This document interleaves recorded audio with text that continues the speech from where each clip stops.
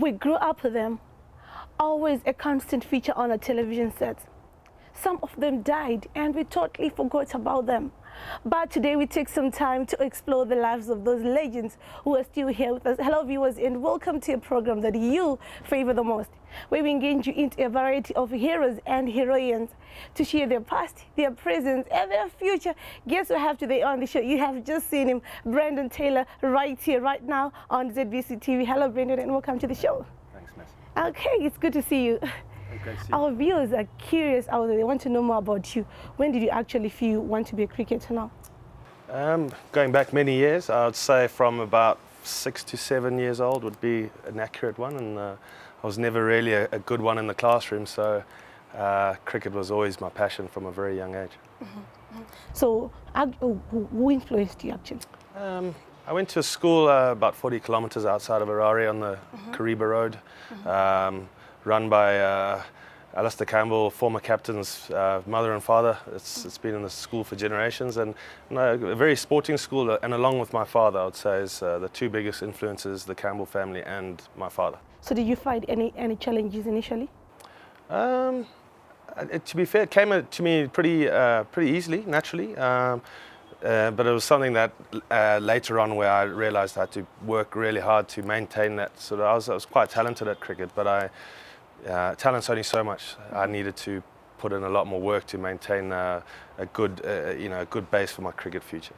So which roles are you good at, basically? Roles? I always think my batting's always been a lot stronger than my wicket keeping. Obviously, I've been a fielder for a number of years when Tatenda Taibu was the wicket keeper, and he was a fantastic one at it. So I had to learn how to become a fielder as well, because I'd literally been a wicket keeper my whole life up until that point. So it's something that I also found I always had naturally good hands to catch the ball, and so that was okay. But yeah, but batting was always my strength. So which local clubs have you played for? I played for here, Harare Sports Club before, from a very young age, maybe 15 years old. I think I made my first class debut at 16. So that was I felt like I was in the deep end against some very good players around at that time. But it was a good learning curve for me, and it made me realise what it takes to be a professional cricket player. So when did you join the national team, and how was the feeling for you knowing that you're playing for the national team? Well, it was in 2004, and we were probably fast-tracked into it because many players, the so-called rebel players, had left, and we were basically in an under-19 World Cup tournament at the time, and very much fast-tracked into this. And it was something that we were very raw to, and it was probably 2 or 3 years too premature for that process. But some of us handled it pretty well, some of us didn't. But yeah, it was. I'm very grateful for that period, because, again, it was a period that was very challenging, and it can either make or break you. So if you can come through that, then it holds you in good stead for the future. I know in cricket sometimes you got good days, sometimes you got bad days. Do you have your worst game?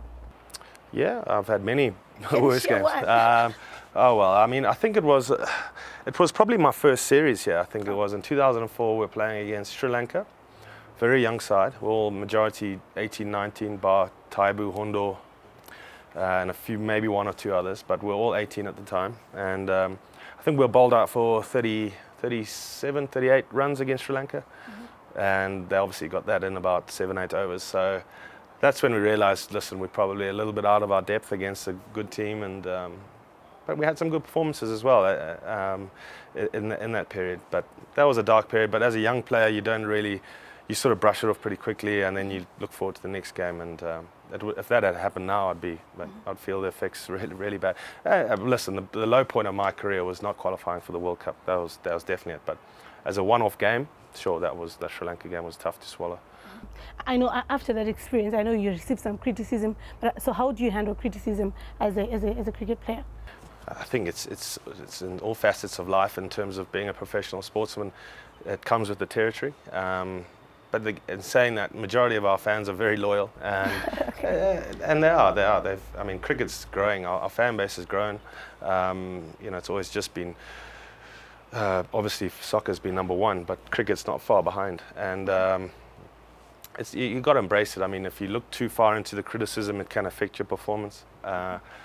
But the good outweighs the bad, and I think you know, you're going to get some fans that are bitterly disappointed, and they have every right to be disappointed. But then it's your job to go out there and put a smile back on their face. Yes, I have Brendon Taylor right here, right now on Living Legends. Join us after this short break.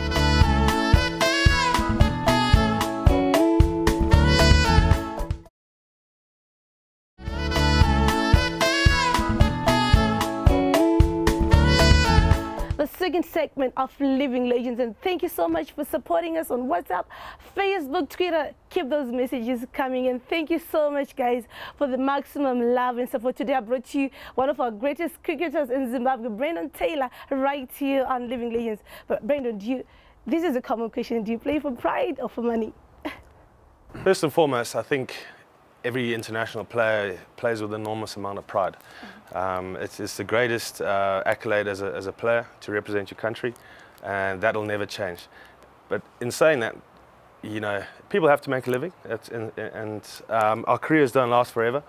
So yeah, sure. I mean, if any player said he doesn't play for money, he's lying to you. But first and foremost, there's a huge amount of respect towards playing for your country, and that will never change. And then you know, if you put all your energy into representing your country, and you put in some performances, the money will take care of itself. So if you focus on what's at hand, and that's putting in winning performances as an individual and as a team, then the rest will take care of itself. Nice. So I understand that you left for the local clubs in England when you quit for the national team. Why did you decide to quit for the national team? I think I went through a pretty torrid time. You know, I think our coaching role at the time wasn't very good. Just the way players were handled, and it was a little bit of a build-up. And I didn't realise where Zimbabwe cricket was going. I didn't realise.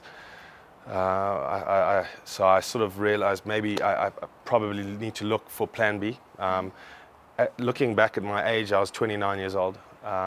If I went to England to play, I was never going to see out my playing days there. I was always going to come back. And I realised if I did a 3-year contract there, came back, and I'll be 32 years old. So there's still life in the tank. And that was the thing. In saying that, England has some great structures in terms of the facilities. You know, some of the best coaches in the world. You're playing a lot of cricket over. You know, what we played in 6 months, we wouldn't play any that sort of international cricket over 2 years. So that's what I needed to be playing day in, day out. I went to better myself. People would say, "Oh, you went to make money, more money." Well, that's not true, because I actually didn't make more money there than I made here. So I actually sacrificed a lot to go to England because my family was still based here. My kids still go to school here, so I had a lot of time away. So the sacrifice that I made was to actually go to England and try and better myself as a cricket player. And hopefully I'm coming into that period now where I'm starting to showcase the best of me. And there's still lots of cricket to play. I'm here for certainly for 3 more years at least, and hopefully longer. And I'll give it everything I can I'll give everything to Zimbabwe cricket. Still on that, given a chance that you coach Zim cricket one day, what would you quickly change? For me, I would try and instill a little bit more mental toughness towards what's required. We all know we probably rank 10, 11 in the world. So every time we go out and play, we're playing a team that's ranked higher than us. So that's always been the case growing up, and it's always going to be tough. I feel at times Zimbabwe cricket have lacked that, whether it's been, you know, we could have used a psychologist, a highly qualified one, which wasn't the case. I also feel, I think some players have, in the past, no names, but I think some players have taken the Zimbabwe badge for granted. But I think that we're in a better place now. I think we're not so much an individual-based team. We're more a cohesive unit, which is you know, it's extremely important to be a successful team. So that takes time. Yeah, you know, a coach has to understand each individual player, and that's his biggest quality. So one day when I do come back and coach, because that's what I'd like to do, is try and understand each individual, which I probably would have a good knowledge to, and install a good work ethic. And you know, Zimbabwe cricket has to work harder than other teams because they're ranked higher than you, so the work will be required. So there's a saying that catch them young. So how can clinic coaching be revived in primary schools, especially in Zim? Well, I mean, the school system's still pretty good. What worries me is the club system, the club cricket here in Zimbabwe. So I understand ZC are trying to resurrect that. Because right now, we're losing players. We're losing players out the country. So we need a filter system, a feeder system from age group into clubs, from clubs into domestic into Zimbabwe A and then Zimbabwe international team. That's how every country works. So that is the most important thing right now for Zimbabwe cricket, because once this generation of players finish, the question is what's coming through. So I know ZC have put that as a priority, and I hope they can get that going quicker than as quick as possible, because there's a lot of talent out there, and let's not waste the talent. So maybe in the next 5 years, where do you see Zim's cricket future going to? Well, I'm certainly going to be here for 3 or 4 years. There's some young guys coming through. You know, so it's up to each senior player, each junior player, each national player to play his part to maintain the success of Zimbabwe cricket. We as players need to realise our responsibilities, and that's when we cross the field, we take care of business. There'll always be times where players can't control certain things. That's where you need to find a difference between blocking it and focusing on what's at hand, and that's producing results on the field. So, yeah, that's about it. Okay, so given a chance to speak to the Minister of Arts, Sports, Arts and Recreational Casti, what should you recommend should be done to transform Zim's cricket? I know I think she'll do a wonderful job, because she understands what it takes to be successful in a sport, and she's probably our most decorated sports person in history in Zimbabwe. So she knows what's required. Her husband's a great advisor to her as well, and I'm fortunate enough to know him personally. And I think they will be working long hours behind the scenes to gain the trust of corporate companies, and to gain them to pump money back into the system and help Zimbabwe cricket grow. So like I mentioned earlier, the club system and the junior school system is extremely important. And with her there will be a trust, and there will be a light at the end of the tunnel. So if we can get all the big companies back on board and work together like we used to, that'll be fantastic. Rose Murray, Brendon Taylor right here on Living Legends for you. Join us after this break.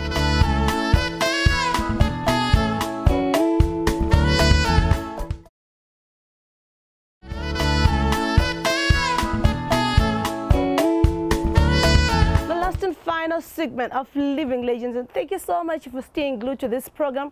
I hope you haven't going anywhere, and I hope you're enjoying yourselves as much as I'm doing right here tonight. I brought you Brendon Murray Taylor just for you. I know you have had so many questions for you, just like me. So when are you going to quit cricket? Well, not anytime soon. I still feel there's enough in my body to keep going.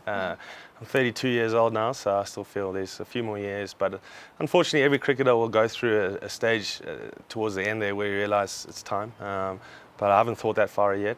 If anything, I'm thinking outside of cricket when I'm finished. But yeah, it's just one game at a time, 1 week at a time, and 1 year at a time, so to speak. So there's a lot more to offer, and when that day comes, I'll know when it's right. But I'm certainly going to play as long as I possibly can. So let's talk of your secret to success. I know you're a very successful person, and there's a secret to that. Well, a few years into my career, I realized I wasn't really as professional as I should be.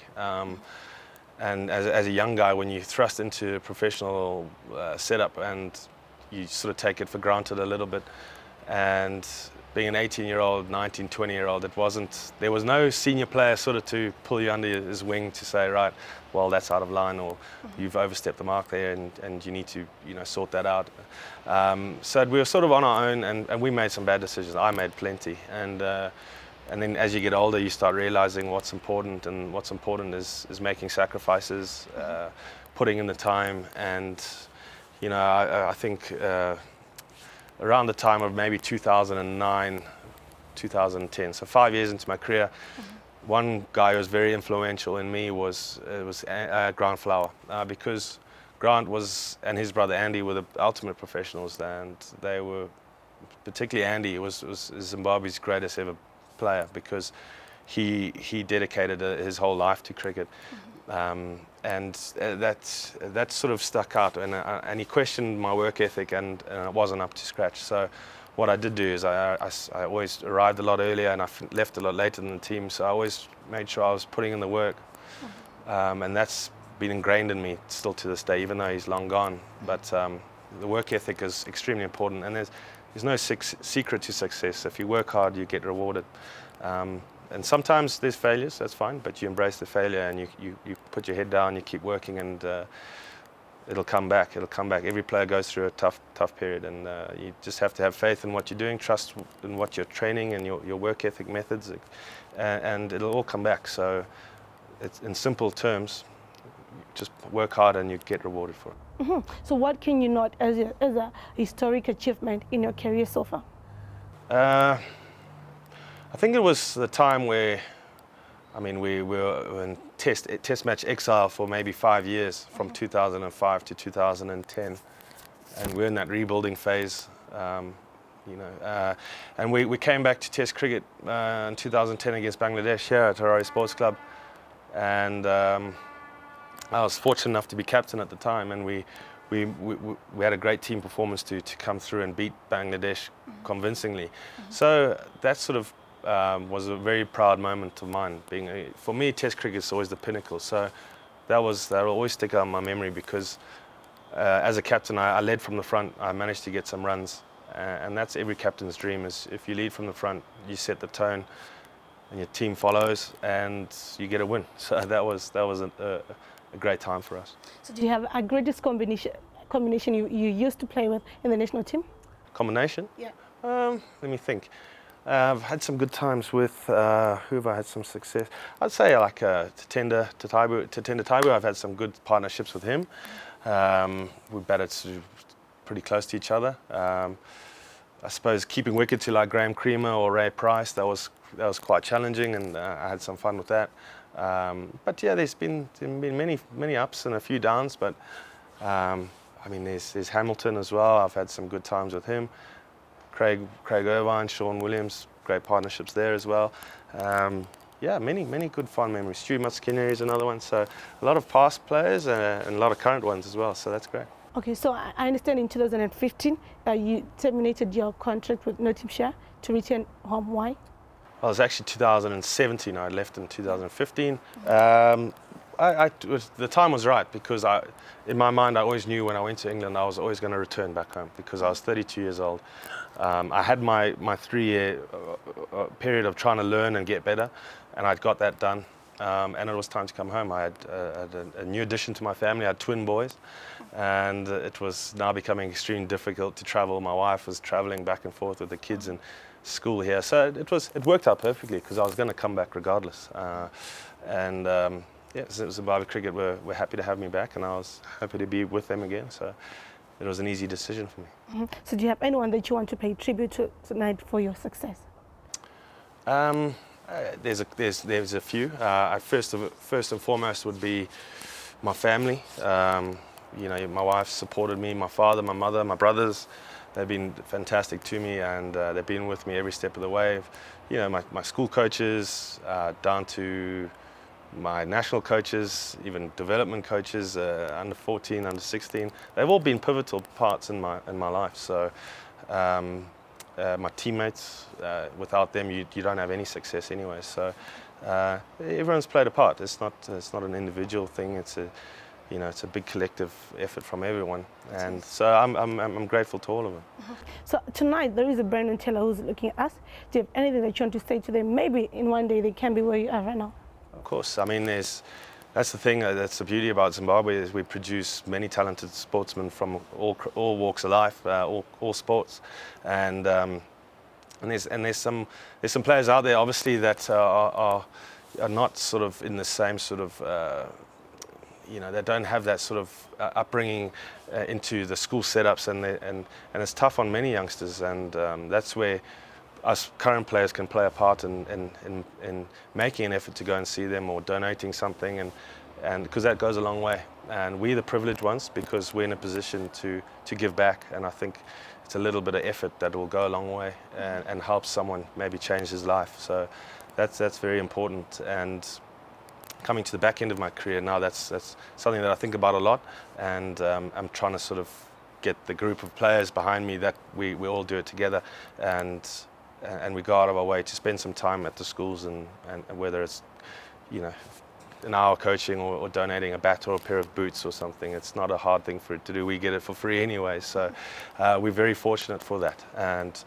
But I just hope to see club cricket back up and running, sponsorship happening in the high density areas, and like it used to happen. I mean, that's where Tatenda and all the guys, Stewie Muscanieri, all came from, because there was financial backing towards him. So I can't see why that can't happen, and have some greats. Henry Longas, yeah, there's many, and they're all out there. So let's find them. Let's find them. And to the Taylor fans looking at us tonight. To the well, I mean, the one thing is that the fans are the most important things, because without the fans, we don't survive.